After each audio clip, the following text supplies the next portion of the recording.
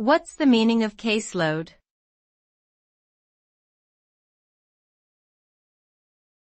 Caseload.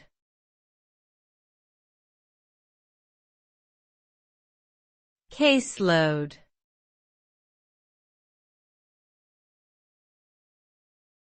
Caseload.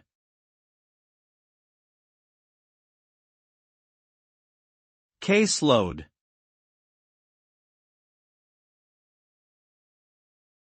Caseload refers to the number of cases or clients that a professional is responsible for. This term is commonly used in the fields of social work, healthcare, and law.